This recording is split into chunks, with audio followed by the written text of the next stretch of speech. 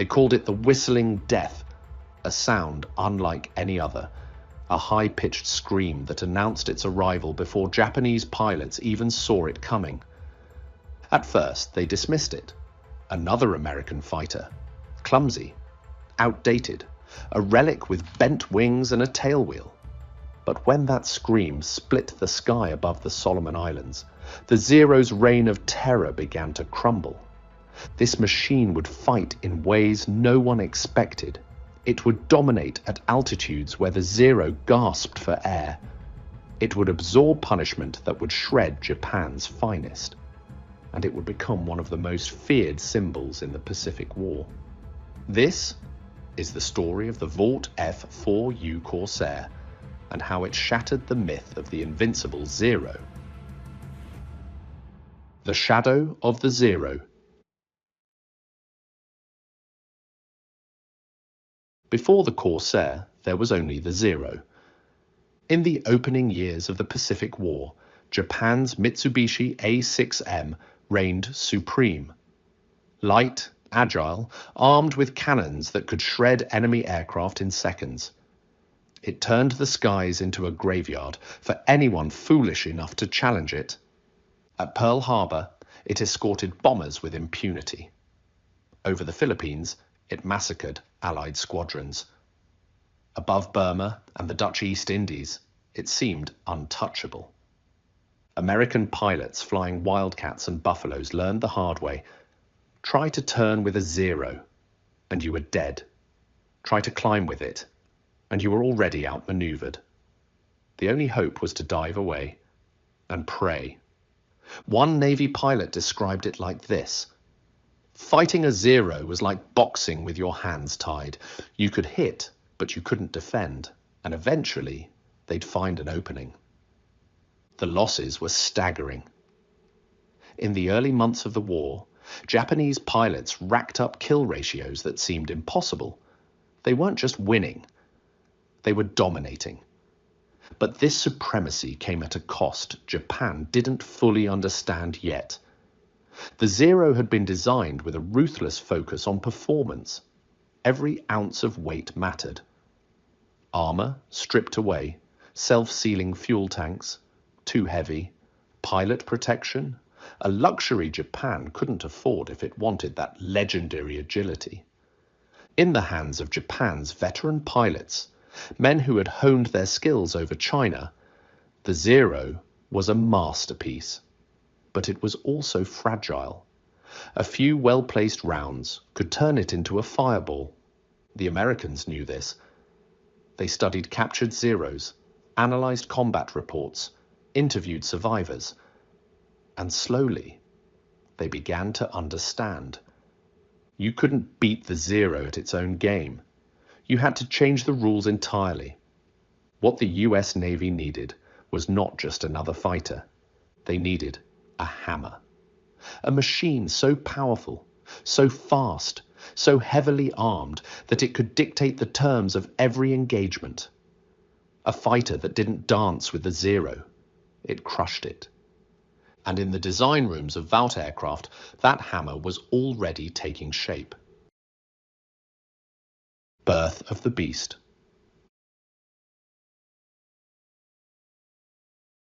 The Corsair was born from a single, audacious idea: build the most powerful fighter the world had ever seen. Vaught's engineers started with the biggest engine available, the Pratt and Whitney R2800 Double Wasp. 18 cylinders, 2,000 horsepower. A monster of an engine that could propel an aircraft faster than anything Japan had. But that much power created a problem. To harness it, the Corsair needed a massive propeller, over 13 feet in diameter.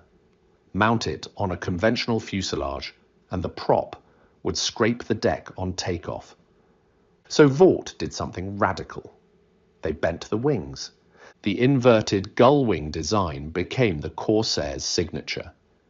It allowed the landing gear to be shorter, stronger, and more stable, while still giving the propeller the clearance it needed. The wings themselves were long and broad, packed with fuel tanks that gave the Corsair incredible range. And then there was the armament.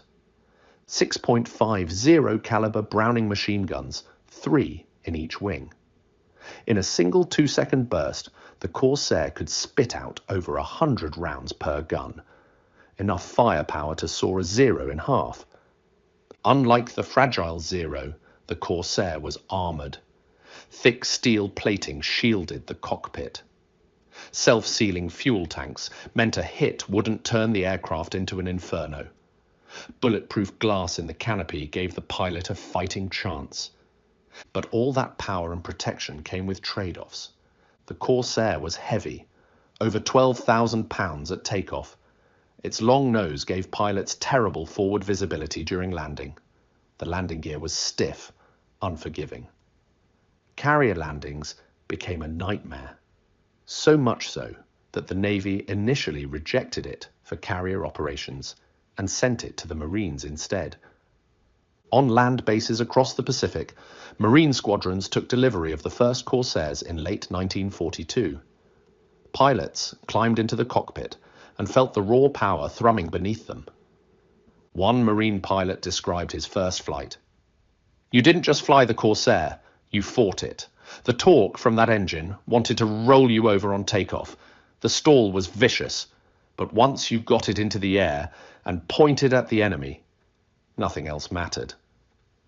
The Corsair had arrived, and it was hungry. First blood.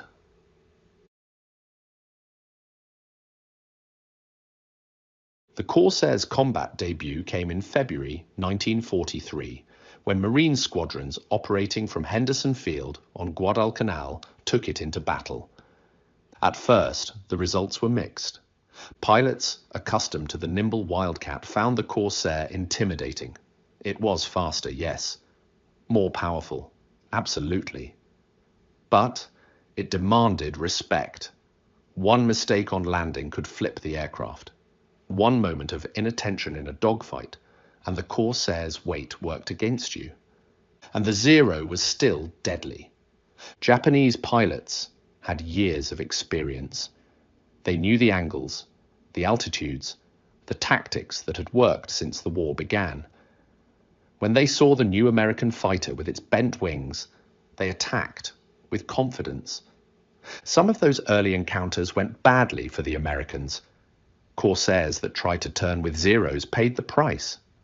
Pilots who misjudged their speed found themselves stalling at critical moments. But the Marines were learning. They studied the Corsair's strengths. It couldn't turn like a Zero. But it didn't need to. It was faster in level flight, faster in a dive. And it could climb at angles the Zero couldn't match. The key was discipline. Don't chase.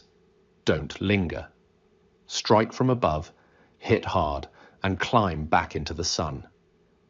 One early engagement crystallized the new approach. A flight of Corsairs was escorting bombers when Zeros appeared. Instead of engaging in a turning fight, the Corsair leader pulled his formation into a steep climb.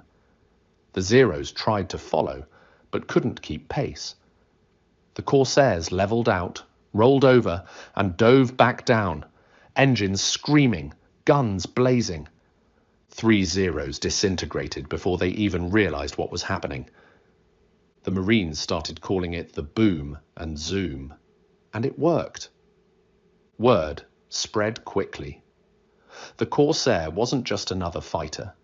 In the right hands, it was a killer. And soon, the Japanese would learn to fear the sound it made. That unmistakable whistle. The whistling death. The nickname came from the Japanese themselves. As the Corsair dove, air rushed through the engine cowling and wing root intakes, creating a high-pitched, eerie scream. It was the last sound many Japanese pilots ever heard. Whistling death, they called it. And the name spread across the Pacific like a curse. For American pilots, that whistle became a psychological weapon. Japanese formations would scatter at the sound, breaking cohesion before a single shot was fired. Veteran Zero pilots, men who had fought over Pearl Harbor and the Coral Sea, now flew with one eye always scanning the sky above. The Corsair's speed made it almost impossible to escape. In level flight, it could reach over 400 miles per hour, faster than any Japanese fighter. In a dive, it was untouchable. Zeros that tried to run were chased down and destroyed, but the Corsair's real genius was versatility. At low altitude, it became a ground attack monster. Marine squadrons used it to strafe Japanese positions, destroy supply convoys, and shred airfields. The 6.5 Zero caliber guns turned trucks into scrap, buildings into rubble. At medium altitude, it escorted bombers with ruthless efficiency, swatting aside interceptors before they could reach the formations. And, at high altitude, where the Zero's engine struggled for oxygen, the Corsair thrived. Its supercharged engine gave it power well above 30,000 feet, turning the sky into a hunting ground where the Zero was helpless. Japanese commanders were forced to adapt. They issued warnings: do not engage the bent-wing fighter in a dive. Do not try to outrun it. Do not climb to meet it. But what could they do? The Zero's strengths, agility, maneuverability, lightness, no longer mattered when the enemy refused to fight on those terms. One Japanese pilot, captured late in the war, admitted with quiet resignation, "When we heard the whistle, we knew. Some of us would not return." The Corsair wasn't just winning fights, it was breaking spirits. Aces and legends. In the hands of skilled pilots, the Corsair became legendary. Marine Major Gregory "Pappy" Boyington flew the Corsair with his famed Black Sheep Squadron. Brash, aggressive, and fearless, Boyington racked up 28 confirmed kills, many of them in his bent-wing fighter. He described the Corsair as a weapon that rewarded aggression. If you had the guts to push it, the Corsair would take you places no other fighter could go. Another ace, Kenneth Walsh, shot down 21 Japanese aircraft in his Corsair.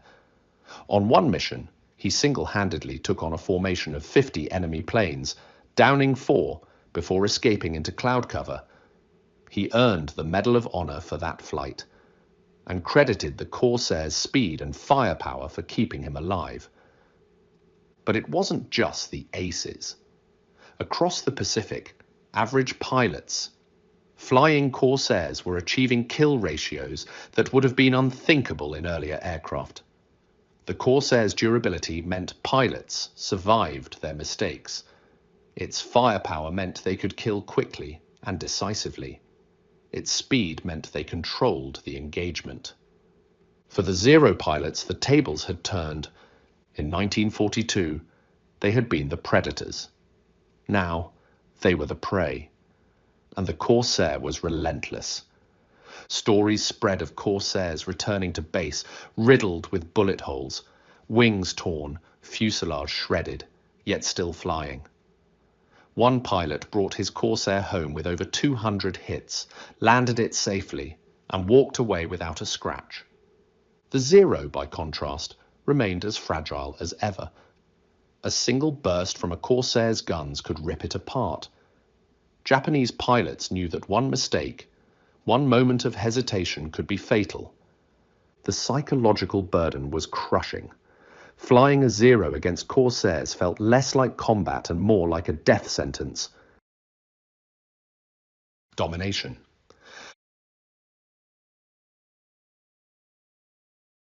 By 1944, the Corsair had evolved from a promising fighter into the dominant force in the Pacific skies. Marine and Navy squadrons flew them from island bases across the Solomons, the Marshalls, and the Marianas. Wherever the Corsair appeared, Japanese air resistance crumbled. At Rabaul, Corsairs tore through waves of enemy fighters, protecting bombers as they pounded Japan's stronghold into rubble.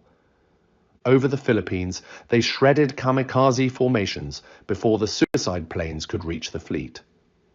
During the Battle of Okinawa, Corsairs flew thousands of sorties, intercepting attackers, strafing positions, and dominating the skies so completely that Japanese pilots began to avoid combat entirely. The kill-to-loss ratio told the story 11-1. For every Corsair lost, 11 Japanese aircraft were destroyed. But numbers alone don't capture the totality of the Corsair's impact. It broke the Luftwaffe's spirit. It forced Japan to abandon offensive air operations. It allowed the Allies to advance across the Pacific with air superiority so complete that entire island invasions proceeded without serious aerial opposition. And it proved something the Zero could never match, that durability, firepower, and speed could defeat agility when combined with disciplined tactics. The age of the lightweight dogfighter was over. The age of the heavy, fast, brutal fighter had begun, and the Corsair was its herald. Legacy of the Bent Wing. By war's end, the Corsair had claimed over 2,140 enemy aircraft destroyed in aerial combat. It had flown more than 64,000 sorties, and it had become one of the longest-serving fighters in history, continuing in combat through Korea and beyond. But the Corsair's legacy goes deeper than statistics. For the Marines, it became a symbol of resilience and aggression. The fighter that turned the tide in the Pacific. The machine that gave them air superiority when they needed it most. For Japan, it represented the collapse of their aerial dominance. The Zero, once invincible, had been humiliated by an aircraft that refused to play by the old rules. And for the future of air combat, the Corsair set a new standard. Speed, power, and protection would define the next generation of fighters. The dogfighting aces of World War I were gone. The era of the interceptor and the strike fighter had arrived. Even today, the Corsair's bent wings remain iconic.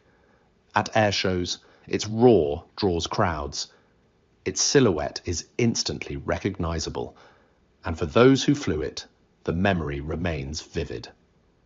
One pilot, asked decades later what it felt like to fly a Corsair, paused before answering. It felt like power, like you could take on the world and win. And for a brief, terrible moment in history, that's exactly what it did. The Corsair didn't just defeat the Zero, it redefined what a fighter could be. Fast enough to catch anything, tough enough to survive anything, powerful enough to destroy anything. The Whistling Death earned its name in blood and fire. And when the war ended, the skies belonged to America, because the Corsair had made sure of it. If you want to keep exploring the aircraft that shaped history, subscribe and let us know in the comments which warbird story you'd like to hear next. Because every fighter has a story, and every story has a lesson.